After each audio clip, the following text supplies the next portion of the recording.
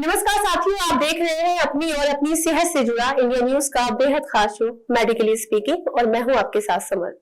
साथियों, आज जिस बीमारी की हम बात करने वाले हैं उस बीमारी से सबसे ज्यादा पीड़ित युवा है। जी हाँ साथियों, मैं बात कर रही हूँ सर्वाइकल पेन की, जिसे आम भाषा में गर्दन का दर्द भी कह दिया जाता है। साथियों, ये दर्द इतना भयंकर होता है कि इसे सहन करना मुश्किल हो जाता है। सर्वाइकल का दर्द गर्दन के पिछले हिस्से से होना शुरू होता है, जिसकी वजह से उठने, बैठने, घूमने फिरने तक में लोगों को समस्याओं का सामना करना पड़ता है।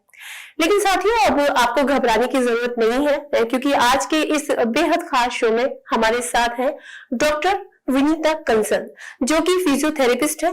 आज के शो में डॉक्टर विनीता कंसल हमें बताएंगी कि सर्वाइकल का दर्द क्या है, कैसे शुरू होता है, क्यों होता है, इस समस्या का परमानेंट इलाज क्या है और इस दर्द में क्या परहेज जरूरी है। तो चलिए साथियों, शुरू करते हैं सर्वाइकल के दर्द को मिटाने की जानकारी पाने वाला ये खास show. Doctor Vinita, India news के इस बेहद खास शो में आपका बहुत बहुत स्वागत है। Thank you so much for having me on the show. India news के सभी दर्शकों को मेरा नमस्कार। मैं हूं doctor Vinita Kansal, physiotherapist, director healthy living physiotherapy clinic Faridabad, x Apollo hospital. Doctor Vinita, सबसे पहले हमारे दर्शकों को ये समझाइए कि सर्वाइकल का दर्द आखिर होता क्या है और ये शरीर में क्यों पैदा होता है। सबसे पहले हमें समझना होगा सर्वाइकल स्पॉन्डिलोसिस है क्या। सर्वाइकल यानी related to the neck, spondylosis यानी डीजनरेशन या वेयर एंड टेयर। तो बेसिकली सर्वाइकल स्पॉन्डिलोसिस में हमारे जो नेक के वर्टिब्रा है, वर्टिब्रा मतलब हमारी जो स्पाइन की हड्डियां होती हैं उनको मेडिकली वर्टिब्रा बोला जाता है, उनमें डीजनरेशन यानी वेयर एंड टेयर होना शुरू हो जाता है, उसी को हम सर्वाइकल स्पॉन्डिलोसिस बोलते हैं। जी डॉक्टर, जब गर्दन में हल्का दर्द होता है तो पता नहीं चलता हमें, तो हमारे दर्शकों को बताइए कि आखिर इसकी शुरुआत कैसे होती है या क्यों होती है। ओके, इसके मुख्य कारण है पुअर नेक पॉस्चर, ऑक्यूपेशन रिलेटेड स्ट्रेस, जिसमें हमारे कुछ इस तरह के ऑक्यूपेशंस हैं जहाँ पे नेक मूवमेंट्स बहुत ज्यादा स्ट्रेसफुल रहते हैं या रिपीटेड नेक मूवमेंट्स रहते हैं। जैसे डेंटिस्ट प्रोफेशन है, डेंटिस्ट्री में नेक बेंडिंग बहुत ज्यादा रहती है। कुछ ऐसे प्रोफेशंस हैं जहाँ पे बहुत ज्यादा प्रोलॉन्ग्ड सिटिंग रहती है, prolonged working on the laptop रहता है, जैसे आईटी प्रोफेशनल्स हो गए, या टीचर्स हैं जिनमें ओवरहेड एक्टिविटीज बहुत ज्यादा रहती हैं, राइटिंग है, then checking the notebooks and all. So basically जहाँ भी नेक बेंडिंग ज्यादा होती है उन केसेस में सर्वाइकल स्पॉन्डिलोसिस के चांसेस ज्यादा होते हैं। Then stress is also one of the main factors, smoking is also one of the factor contributing to the neck pain. जी, तो डॉक्टर, जैसे देखा गया है कि जैसे भी आपने लक्षण बताए कि कैसे होते हैं, तो इसमें क्या सावधानी बरतनी चाहिए। इसमें सबसे इम्पोर्टेंट है कि हमें अपने पोस्चर को मेंटेन करना होता है। बेसिकली पोस्चर का सबसे इम्पोर्टेंट रोल है। जितना हमारा पोस्चर नॉर्मल रहेगा उतने हमारे नेक पे फोर्सेस कम जाएंगे, स्पाइन की डीजनरेशन कम होगी और उतना ही हम इस प्रॉब्लम से बच सकते हैं। जी डॉक्टर, आज के आधुनिक दौर में देखा जा रहा है कि दुनिया की एक बड़ी आबादी कंप्यूटर या लैपटॉप स्क्रीन के सामने बैठकर अपना काम पूरा कर रही है या फिर मोबाइल पर काफी समय बिता रही है। क्या इस बिजी लाइफस्टाइल और लगातार काम करने की आदत से भी सर्वाइकल के दर्द की समस्या हो सकती है। एक्चुअली सर्वाइकल स्पॉन्डिलोसिस का मेन कारण ही पुअर नेक पॉस्चर है। आइडियली एक अडल्ट ह्यूमन हेड का वेट 4.5 to 5 kg होता है। जैसे ही हमारा नेक का पॉस्चर खराब होता है, जैसे फॉरवर्ड हेड पॉस्चर है, इसमें इनफैक्ट 1 इंच फॉरवर्ड हेड होने से ही हमारा जो हेड का वेट है वो एडिशनल 4.5 kg बढ़ जाता है। दैट मीन्स हेड का वेट जो 5 kg था अब वो 9.5 kg का हो गया। तो इसका मतलब ज्यादा हेड का वेट होने से ज्यादा फोर्सेस हमारे नेक पे फॉल करते हैं, मसल्स इम्बैलेंस हो जाता है, फटीग जल्दी आ जाती है और सर्वाइकल के सिम्टम्स आने शुरू हो जाते हैं। तो डॉक्टर, देखा गया है कि कभी कभी जिनको सर्वाइकल का पेन होता है तो उनकी गर्दन जो है ऊपर से थोड़ी सूज जाती है, तो वो क्या कारण होता है।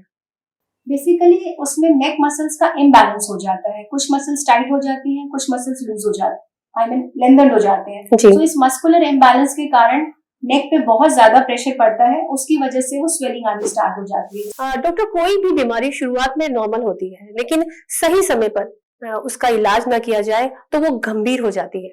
सर्वाइकल भी उन्हीं में से एक है। आप हमें बताइए कि सर्वाइकल के रिस्क फैक्टर क्या है। सर्वाइकल के रिस्क फैक्टर्स हैं, सबसे इम्पोर्टेंट फैक्टर फिर से पुअर नेक पॉस्चर। जी। जितना पॉस्चर हमारा पुअर रहेगा, हम ध्यान नहीं देंगे तो हम अपने आप को प्रीडिस्पोज कर रहे हैं नेक प्रॉब्लम्स के लिए। हाँ जी। जैसे मैंने अभी बताया कि जैसे ही हमारा हेड का पॉस्चर चेंज होता है, फॉरवर्ड हेड में जा रहे हैं या मोबाइल यूजेज की वजह से जैसे हम नेक बेंडिंग करते हैं, जितनी ज्यादा हमारी नेक बेंडिंग होती जाएगी उतने ही ज्यादा हमारे नेक पे फोर्सेस होते हैं और उतना ही ज्यादा जॉइंट का वेयर एंड टेयर स्टार्ट हो जाता है। The next predisposing factor is a poor lifestyle.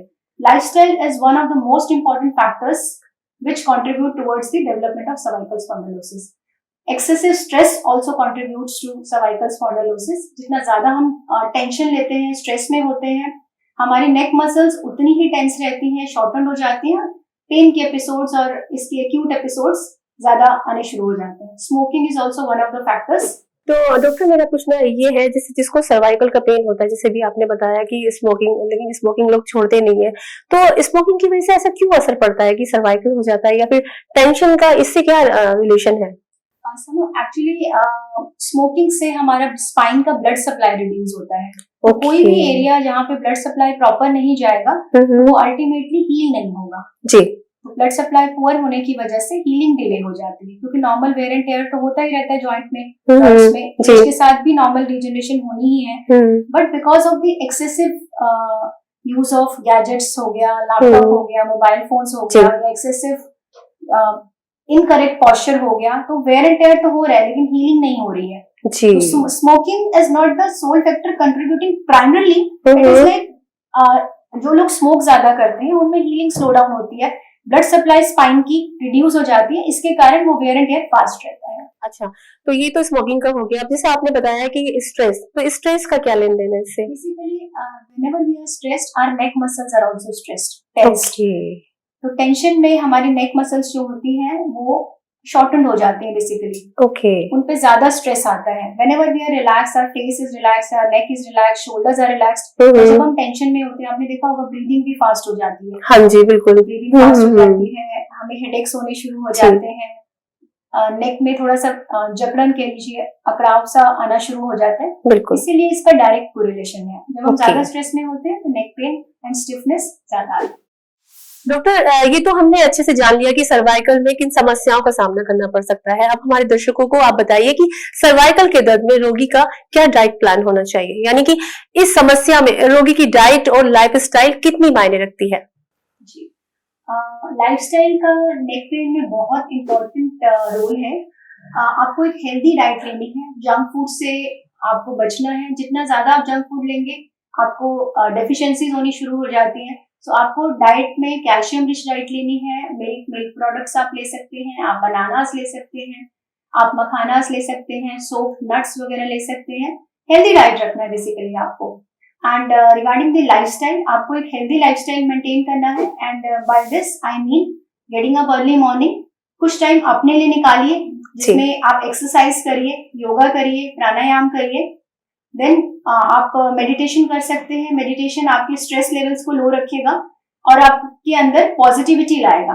Basically ज्यादा नेगेटिव होने से भी हम स्ट्रेस कोप अप नहीं कर पाते, जिससे हमारा चीजों की तरफ का नजरिया चेंज हो जाता है, जिसकी वजह से स्ट्रेस बियरिंग कैपेसिटी लो हो जाती है। So just by keeping a healthy lifestyle आप बहुत सारी प्रॉब्लम से, ना सिर्फ सर्वाइकल, actually there are so many diseases जो स्ट्रेस बॉर्न होती है, जिनको हम साइकोसोमैटिक डिजीजेस बोलते हैं। यानी इमोशन जो है वो एक फिजिकल सिम्टम में चेंज हो जाता है। सो अच्छा है, हेल्दी लाइफस्टाइल रख के आप बहुत सारी प्रॉब्लम से बच सकते हैं। चलिए मैम, आपने लाइफस्टाइल के बारे में बता दिया कि क्या खाना चाहिए। अब हमारे दर्शकों को आप ये बताइए कि क्या नहीं खाना चाहिए जिससे आपको ये प्रॉब्लम और बढ़ सकती है। बेसिकली आपको जंक फूड अवॉइड करना है, बिकॉज जंक फूड लेने से न्यूट्रिशन बहुत पुअर जाता है बॉडी को, जिसकी वजह से ये प्रॉब्लम एग्रीवेट हो जाती है। ऐसे स्पेसिफिक फूड्स तो नहीं है, बेसिकली जंक फूड अवॉइड करना है। जी, ओके। तो डॉक्टर विनीता, सर्वाइकल पेन होने पर अक्सर लोग सोचते हैं कि काश सर्वाइकल स्पॉन्डिलोसिस का इलाज घर में मिल जाए तो बेहतर है। डॉक्टर, क्या इस समस्या से बचने के लिए कुछ घरेलू उपाय भी बता सकती हैं आप हमारे दर्शकों को? जब भी आपको एक्यूट एपिसोड आए सर्वाइकल का, जिसमें आप गर्दन में बहुत ज्यादा दर्द है या जकड़न महसूस हो रही है, हाथों में झंझनाहट आ रही है, भारीपन है या सुन्न हो रहे हैं हाथ वगैरह और पेन बहुत सीवियर है, शोल्डर में जा रहा है पेन या अपर बैक में जा रहा है, अचानक से जब दर्द आए उस समय आपको कोल्ड पैक लेना है, उस समय आपको गर्म की सिकाई नहीं करनी है। एक बहुत कॉमन मिथ है, जैसे ही पेन आया लोग गर्म की सिकाई कर लेते हैं, वो बेसिकली सिम्टम्स को बढ़ा देता है, वो दर्द और सूजन दोनों को ही बढ़ाता है। तो आपने एक्यूट एपिसोड, एक्यूट मतलब sudden onset of a condition, acute episode में आपने कोल्ड पैक लेना है। कोल्ड पैक के टाइम कुछ आपने सावधानियां बरतनी है। कोल्ड को आपने डायरेक्टली बॉडी पे अप्लाई नहीं करना है। कोल्ड पैक को आप टॉवल या कॉटन क्लॉथ में रैप करिए। सिर्फ आपको जेंटल कोल्ड लेना है, मतलब फ्रीजी कोल्ड नहीं लेना है जी। और 7 to 10 मिनट्स के लिए लेना है। दिन में आप 3 से 4 बार इसे रिपीट कर सकते हैं जी। आपको ये फर्स्ट 2 to 3 डेज लेना है, उसके बाद आप हॉट पैक पे स्विच कर सकते हैं। बिल्कुल डॉक्टर, जैसे अभी मैंने ये सवाल आपसे पूछा था, लेकिन इसका नजरिया थोड़ा चेंज हो गया है कि सर्वाइकल के दौरान गर्दन पे सूजन की संभावना जैसे हो जाती है, ऐसे में सर्वाइकल स्पॉन्डिलोसिस का इलाज कैसे करें ताकि इस प्रॉब्लम से छुटकारा मिल जाए? इनिशियल जो स्वेलिंग आती है उस टाइम पे आपको कोल्ड पैक लेना है। कुछ दिन बाद आप हॉट पैक पे स्विच हो सकते हैं, लाइक आफ्टर 3 to 4 डेज।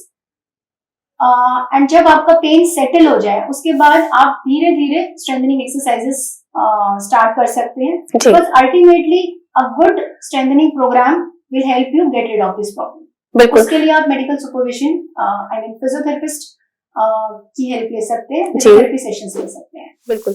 तो डॉक्टर, अभी आप हमारे दर्शकों को कुछ एक्सरसाइज बताना चाहेंगे कि जो दर्शक घर में बैठे कर सके, आसान हो? जी बिल्कुल जी, थोड़ा सा, क्योंकि क्या होता है ना कि जब एक शो चल रहा है, अगर सही तरीके से एक्सरसाइज करते हुए अगर आप बताएंगी तो ज्यादा अवेयर हो पाएंगे इस प्रॉब्लम से। हाँ जी। एक्सरसाइजेस बताने से पहले मैं कुछ कहना चाहूंगी। Basically day to day practice में मैंने ये देखा है, पेशेंट्स बहुत बार बोलते हैं कि हमारे पास एक्सरसाइज का टाइम नहीं है। तो कभी ये मत कहिए कि हमारे पास टाइम नहीं है। Time is most important, your health is most important. So अपने लिए टाइम जरूर निकालिए, बिकॉज अनलेस आप अपने लिए टाइम निकालेंगे प्रॉब्लम परमानेंटली सॉल्व शायद नहीं होगी। और एक्सरसाइज को बोझ समझ के नहीं, एक्सरसाइज को एंजॉय करके करिए। अगर आप एक्सरसाइज कर पा रहे हैं तो यू आर ब्लेस्ड जी। The first exercise is called chin tucking exercise. This exercise can be done at anywhere. आप अपने घर पे भी कर सकते हैं, वर्क प्लेस पे भी कर सकते हैं। बेसिकली आपको अपने चिन को पीछे लेके जाना है, hold for 5 count and relax. नीचे नहीं करना है, हॉरिजॉन्टल प्लेन में पीछे लेके जाना है, hold for 5 count and relax. Next exercise है basic neck range of motion exercises, जिसमें आप नेक को फॉरवर्ड बेंड कर सकते हैं, आप नेक को बैकवर्ड बेंड कर सकते हैं, राइट टर्न कर सकते हैं, देन लेफ्ट टर्न कर सकते हैं, साइड बेंडिंग कर सकते हैं जिसमें ईयर टू शोल्डर आप कर सकते हैं। बेसिकली हेड को आपको टुवर्ड्स द शोल्डर लेके आना है, उतना ही करिए जितना कंफर्टेबली आप कर पा रहे हैं। सिमिलरली लेफ्ट साइड आप ये कर सकते हैं। नेक्स्ट है शोल्डर श्रग्स, जिसमें आपको शोल्डर को फर्स्ट रेज करना है, देन पीछे की तरफ रोल बैक करना है, hold for some time and then relax. तो ये एक्सरसाइज मतलब मॉर्निंग टाइम में करनी चाहिए या इवनिंग, या मतलब कभी भी कर सकते हैं? एक्सरसाइजेस कभी भी कर सकते हैं आप, बिकॉज ये बहुत बेसिक एक्सरसाइजेस हैं, आप अपने कंफर्टेबल टाइम पे कर सकते हैं। मतलब इतनी सिंपल एक्सरसाइजेस हैं ये कि आप अपने वर्क प्लेस पे भी इवन कर सकते हैं। बिल्कुल। अगर कभी कभी क्या होता है कि काफी देर तक हम सिस्टम पे काम करते हैं तो हमारी नेक मतलब एक तरह से अकड़ जाती है, तो वहां पर भी कहीं भी साइड में जाके एक्सरसाइज की जा सकती है। डॉक्टर, जैसा कि आपने थोड़ी देर पहले हमें बताया कि सर्वाइकल होने का एक मुख्य कारण गलत पोस्चर है, डॉक्टर हमारे दर्शकों को बताइए कि हमारे उठने बैठने का तरीका क्या होना चाहिए ताकि इस समस्या से दूरी बनी रहे। बेसिकली सबसे ज्यादा इम्पोर्टेंट है कि आप हर 20 से 30 मिनट पे अपने पोस्चर को चेंज करिए। अगर आप एक आरटी प्रोफेशनल है तो आप रिमाइंडर्स लगा लीजिए, आप अपने फोन में रिमाइंडर्स लगा सकते हैं। हर 20 मिनट में आप अपने चेयर से उठिए, एक राउंड लेके आइए और दोबारा आके चेयर पे बैठ जाइए। अगर प्रैक्टिकली वो पॉसिबल नहीं हो रहा है तो एटलीस्ट आप अपनी सीट से उठिए, आपका पोस्चर चेंज हो जाएगा। जो मसल थोड़ी देर में आपको शायद पेन दे दे, बिकॉज पोस्चर चेंज हो गया तो muscle will get time to relax एंड आप पेन में एंड अप नहीं करेंगे जी। तो फ्रीक्वेंट ब्रेक्स लेना बहुत जरूरी है एंड सिटिंग पोस्चर आपका ऐसा होना चाहिए कि आपकी बैक सपोर्टेड रहे। Many of the computer professionals वो चेयर पे आगे आके वर्क करते हैं, their hands are straight, their back is not relaxed. तो अपनी चेयर को अपने टेबल के पास रखिए, आपके फुट सपोर्टेड होने चाहिए।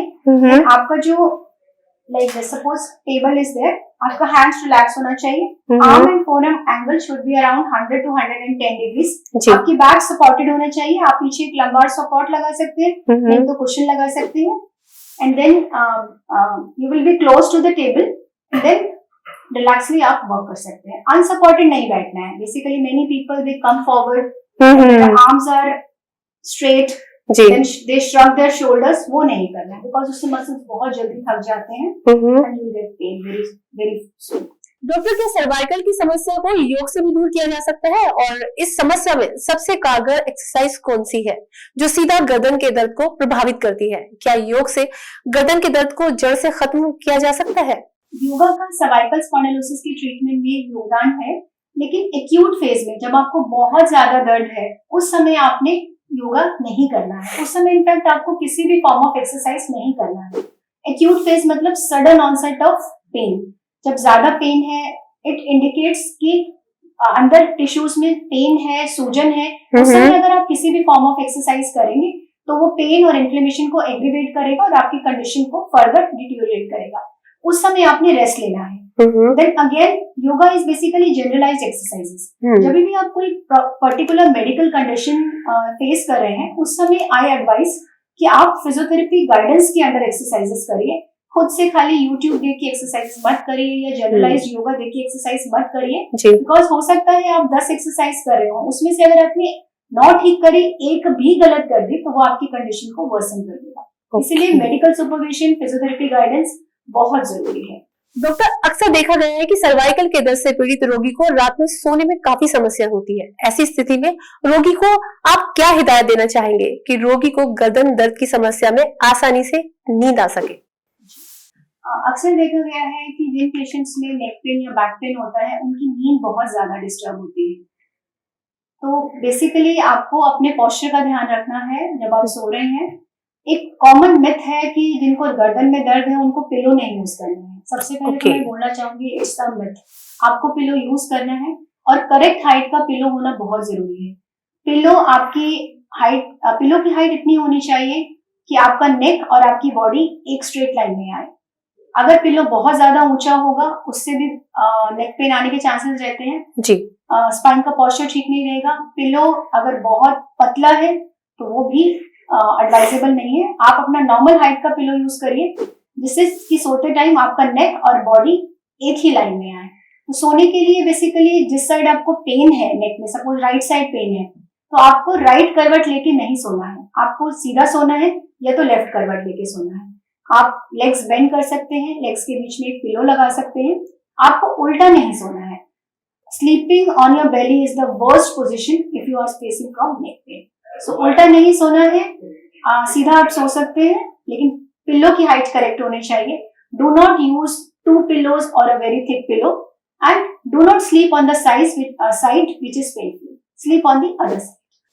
मतलब जिसे कहते हैं लोग कि मतलब तकिया नहीं लगाना चाहिए, पिलो नहीं लगाना चाहिए, ये एक मिथ है। ये एक मिथ है। ओके, तो जैसे मैम क्या होता है ना कि कहते हैं ना कि गर्दन का जो पोजीशन है उसमें गैप नहीं होना चाहिए, तो उस गैप को फिल करने के लिए मतलब जो पिलो है वो बहुत सॉफ्ट यूज करें।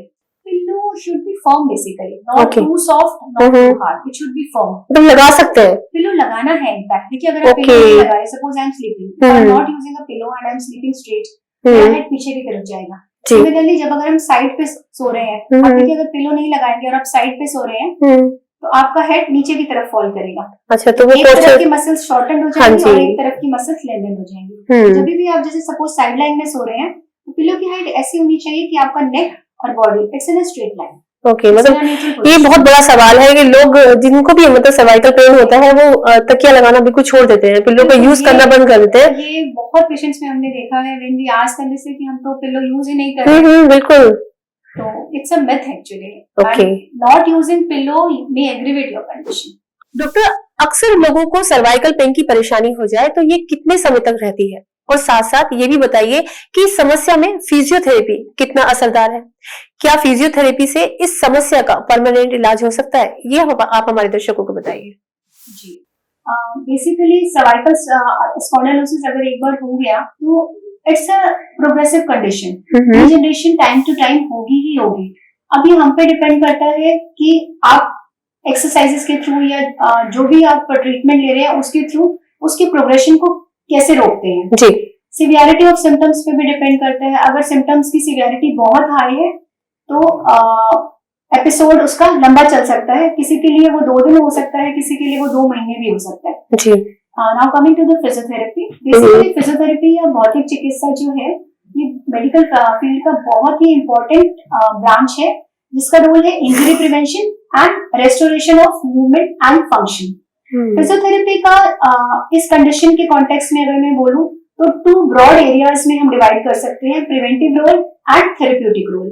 प्रिवेंटिव रोल यानी प्रिवेंशन ऑफ द प्रॉब्लम, इसमें हम पेशेंट्स को प्रॉपरली एजुकेट करते हैं कंडीशन के बारे में, डूज एंड डोंट्स बताते हैं उन्हें क्या करना है क्या नहीं करना, किस तरह से उनको अपना पोस्चर रखना है, क्या क्या रॉन्ग पोस्चर्स हैं, कैसे उनको सोना है, क्या सिटिंग पोस्चर्स हैं, कैसे मोबाइल यूज करना है, कैसे लैपटॉप यूज करना है, वो सारी चीजों की जानकारी दी जाती है। तो प्रिवेंशन से क्या होगा, बेसिकली अगर प्रॉपरली पेशेंट्स प्रिकॉशन फॉलो कर लेंगे तो वो प्रॉब्लम आगे बढ़ेगी नहीं या फिर उसका जो प्रोग्रेशन है वो बहुत स्लो डाउन हो जाएगा।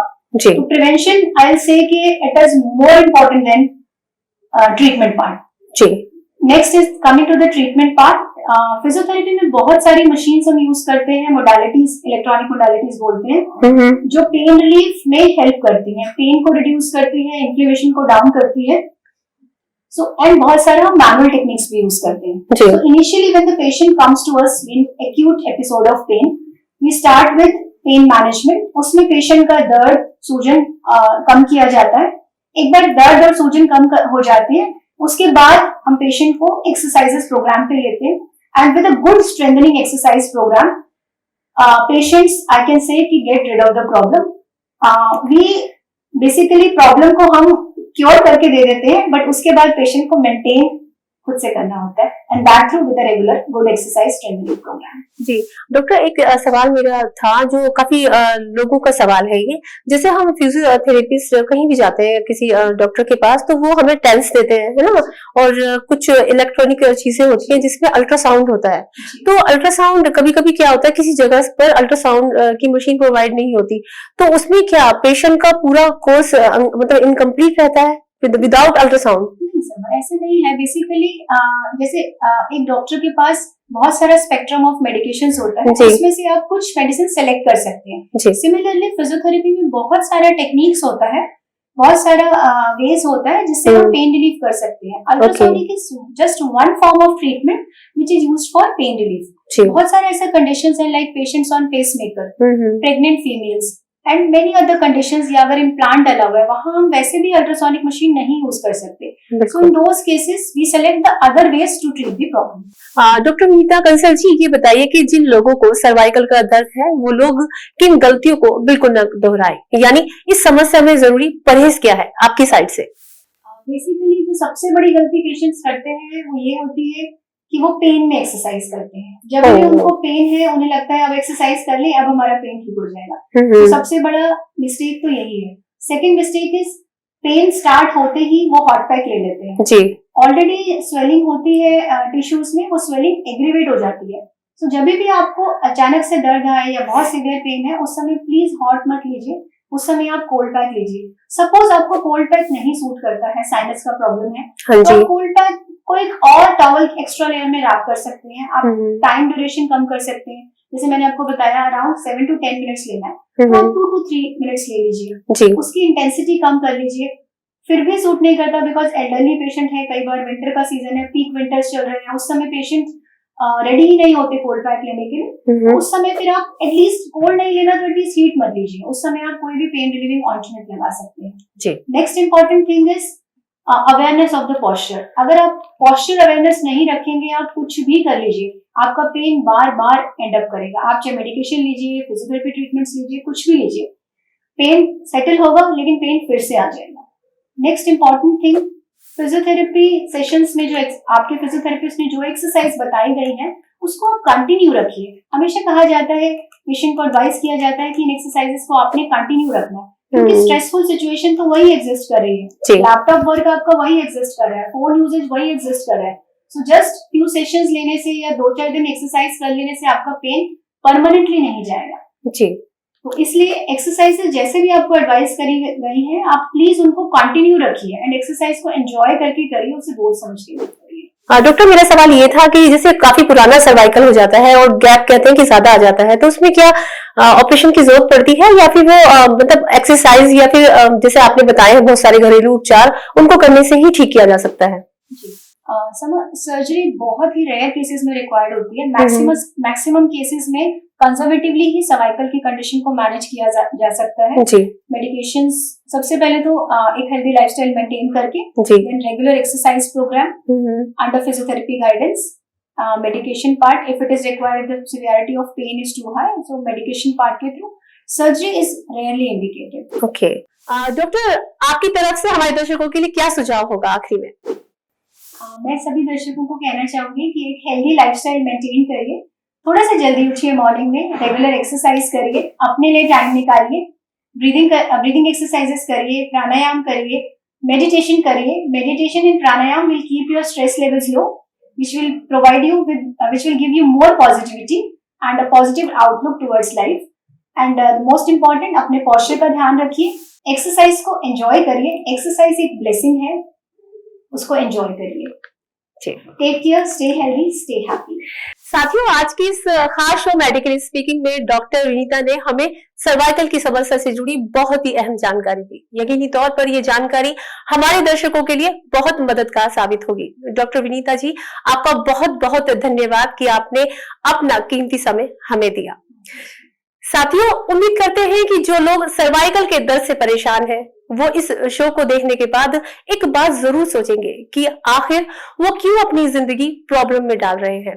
अगर आपने इस शो को देखने के बाद अपने लाइफस्टाइल को बदल लिया तो हम समझेंगे कि हमारी कोशिश कामयाब हुई। हम आपसे अगले शो में फिर मिलेंगे एक और नई बीमारी और उसके समाधान के साथ। अब मैं आपसे विदा लेती हूँ, लेकिन जाने से पहले आपसे एक गुजारिश, अपना ख्याल रखिए, स्वस्थ रहिए और अपनों का ख्याल रखिए। धन्यवाद।